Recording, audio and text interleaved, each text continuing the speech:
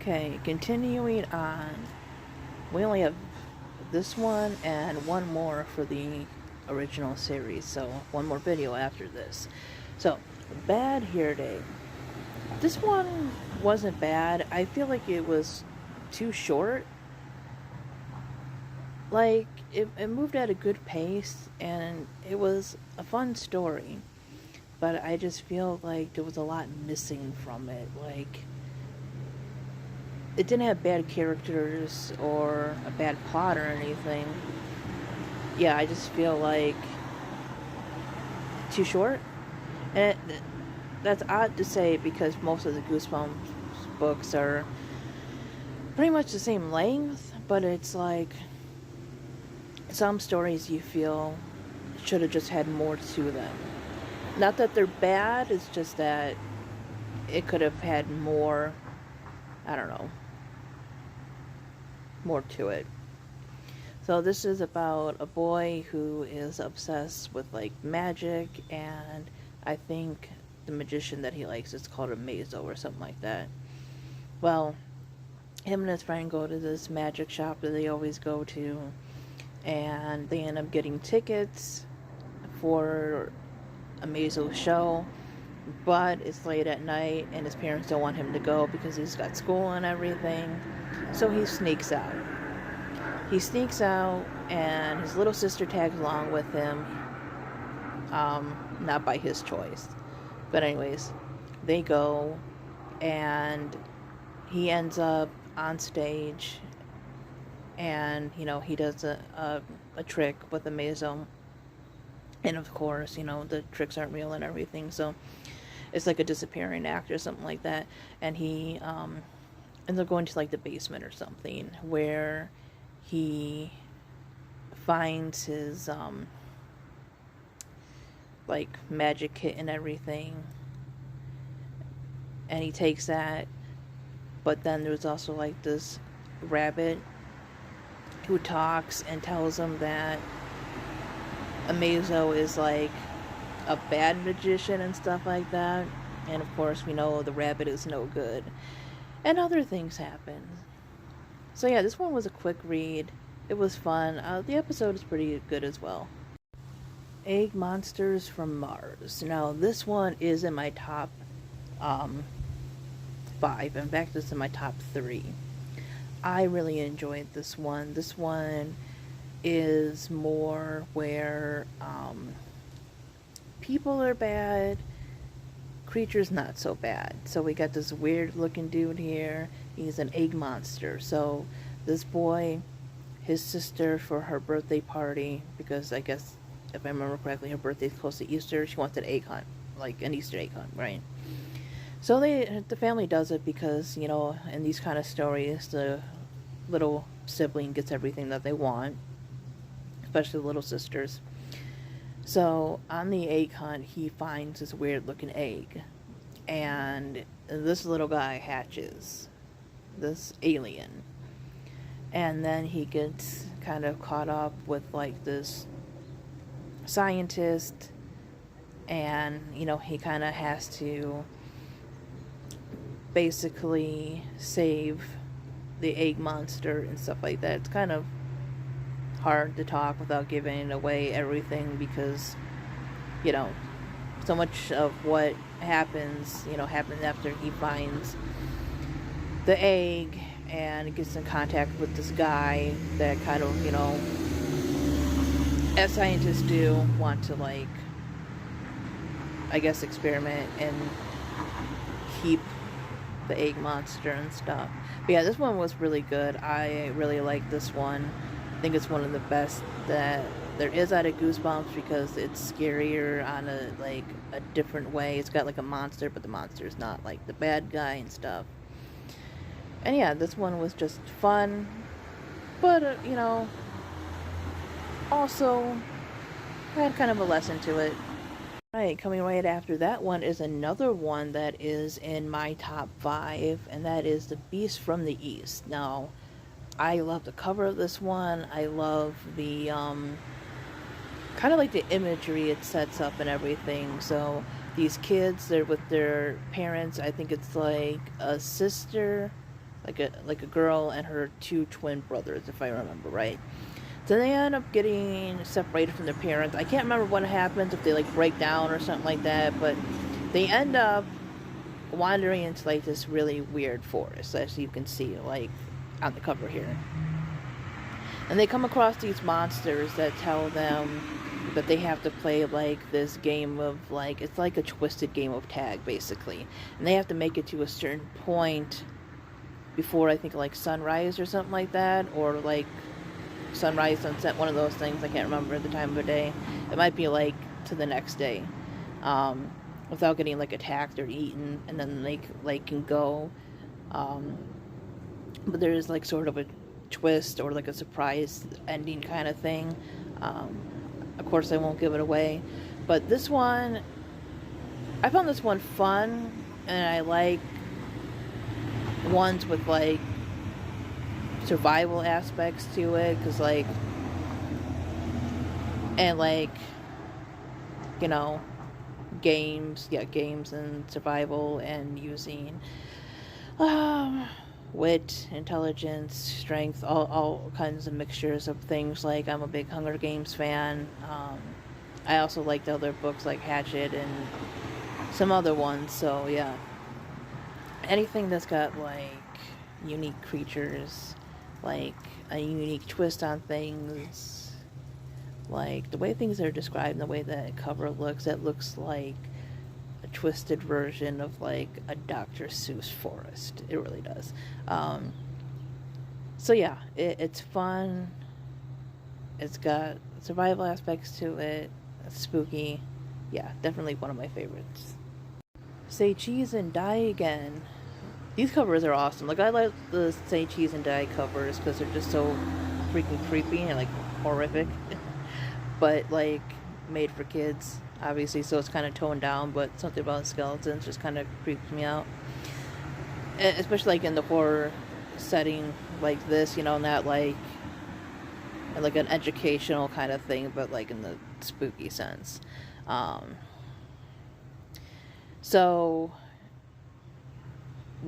I can't remember the character's name. I think it might be Greg. One of the kids that, you know, found the camera from the first book, the main character.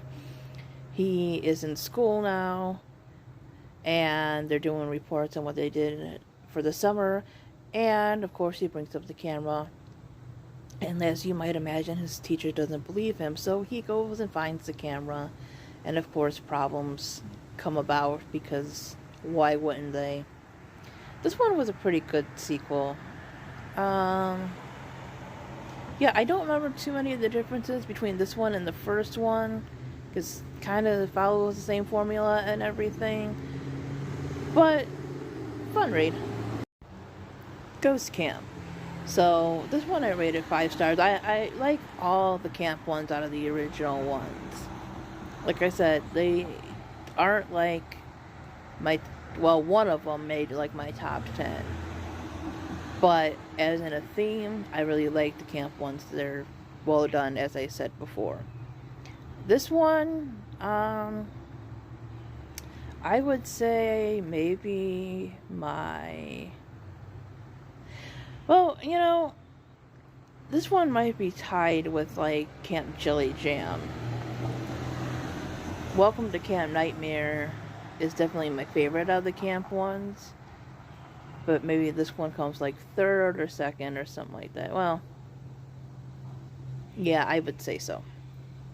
So, 2 kids go to camp, and spooky things are happening at camp. Like, I think there's a scene where he thinks a girl, like, loses her head. I think during, like, a bonfire, or was it playing sports? No, it might have been playing sports. I think a boy loses his head. The girl, I think she goes to retrieve something out of the fire. But of course, you know, they think it's all in their heads and everything. They think they're being tricked and other things. But of course, there are spooky things going on. This was a fun read. To Kill a Monster. Now, I definitely know I read this one as a kid, because I remember for some reason reading this one in my room. And I think that's maybe because, like, the story's, like, really fun. And I've seen both the episode, and I remember reading the book. Like, I remember, like, It was a little bit different. I'm pretty sure it had more blue to it, but I could be wrong. But anyways, the colors were more like pastel-y, like light and more fun. And of course they had that monster, which doesn't really look like the monster in the book or the show. But anyways, there's something about like the story, how it was told, and like the cover and everything that just kind of like was in my memory and everything. And I remember really liking it as a kid too. So this one is about two kids, they're step siblings, and I believe it's the sister's grandparents that they're staying with. I don't remember why, like their parents are doing something or whatever, so the grandparents are babysitting, but they leave the two kids alone, and they don't even say anything, they just kind of like take off and everything, and they live by the swamp, and the kids discover that there might be a monster in the house. Their grandparents are hiding a monster. And the ending is different than,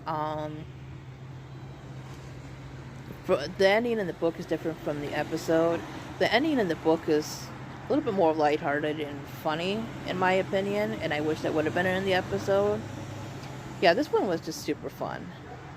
Of the Lost Legend. Now, after I read this one became like an instant. I don't know if you can call books your favorite if you only read them once, but it became like an instant like top book for me out of the Goosebumps series. In fact, when I made my top 10 list, I put this one at number 1. So this one is a mixture of adventure and I guess forms of its own. I don't know how you would say it. Tall tales, legends, stuff like that. There's like this scroll or like thing they're looking for that's like the legend, that's like the lost legend and stuff, and then they like come upon like this gigantic cat, and there's like, I think if I remember correctly, like a robot person or something like that. It's just a mixture of things. It's a mixture of adventure and mystery and spookiness and stuff. And this one was really fun. And it's got a cool cover. So this is about two kids who are in some like European country. Like it's not, I think, like an actual country, but it's like inspired by like certain countries in Europe and everything. And if I remember correctly, their father, it might be like a writer or some type of researcher, and he's looking for this thing called the Lost Legend. And so he takes the kids with them, because I can't remember what happened to the mom. I can't remember if they're divorced or like if the mom died. I think the mom might have died. So I think it's just the father and the two kids, and they go to this country to look for the Lost Legend, and they run into many problems trying to find this lost legend. Yeah, it just had a lot going for it. I like the way that it was written, and I like it was kind of like genre bending in a way. I think parts of it were scary. Some people say this might be a little bit more adventurous, but I think it's a good mix of adventure and scary. Attack of the Jack-o'-lanterns. So this one was kind of strange. It had one of those twist endings that you really didn't see coming. This one also, I felt like there could have been a little bit more to, but it was still a good read. I definitely liked the twist. So this is about two kids who basically are on their like their last trick-or-treating adventure, because you know they're getting to, like, if I remember correctly, more that they think they're too old for Halloween or whatever, one of those kind of things. But anyways, so they're always kind of at like this prank war with these other two kids who kind of take things too far, and then they want to get like revenge on them. So they have these people come in with like these jack-o'-lantern heads to scare them, but then things are a little too much or a little out of control, and then you find out why at the end. Pretty good read. Vampire Breath. So this one is very, very different than its adaptation. And I couldn't remember if I had read this before. like as a kid, but I'm pretty sure I didn't, because I think I would have remembered those details. It's like the basic outline is kind of the same, but everything else is like totally different, right? So the episode is a lot more like camping and spookiness and stuff like that. The relationship between the two kids is different. Like in the episode, their brother and sister. It's got almost the same twist in a way. Well, kind of, that the episode has, but the tone is so different, right? So in the episode, they're like brother and sister, whereas in the book, it's this kid and his friend. I think the book is mainly focused on the boy. Yeah, I think there's only two characters, if I remember correctly, a boy and a girl, but they're friends in here, siblings in the episode. And in this one, they find like this tunnel or something like that in his basement, and it leads to the vampire looking for his vampire breath. In the episode, it's like they're just in his like lair, whatever you want to call it, and like they're being chased because they have like his vampire breath, like his teeth or whatever. Whereas in the book, just like kind of like a time travel kind of thing, back and forth. And the book is a lot like spookier, a little bit more atmospheric, more like I said, like the episode is a little bit more humorous. So yeah, there's a big difference there. Calling all creeps. Oh my, that ending. That ending is something, because in a way you understand, but in the other way it's like, really, man? Really? It's one of those endings where, like, you understand, but, like, morally you gotta be against it, right? So, this is about a boy, I think his name was Ricky. Was it Ricky? Yeah, because I think they call him Ricky the Rat. But anyways, he doesn't get along with this one girl. She always, like, you know, I guess makes fun of him, puts him down and everything. They're, like, both on, like, the school paper. So he tries to get revenge, but it backfires on him. So then he tries again. But no, I think, yeah, it kind of goes back and forth. But anyways, then, like, I think the second time he ends up putting her number in the paper and saying, like, if you're a creep or whatever, call so-and-so. Oh, I think what it is that he tried to get revenge on her by doing that, but then she, like, switched it to his name. And then he gets these calls from people that are saying that they're creeps. But it's not, like, creeps as in, like, you know, a creepy person that does weird things. It's actually these creatures that, like, can transform between a human and a monster or a creep. And he has to, like, convince them that he's actually their leader. And then, of course, they want to take over, like, his school and make people all creeps and everything. This one was a good read. I liked this one. It was fun. Definitely more of a, I guess you would say, darker ending.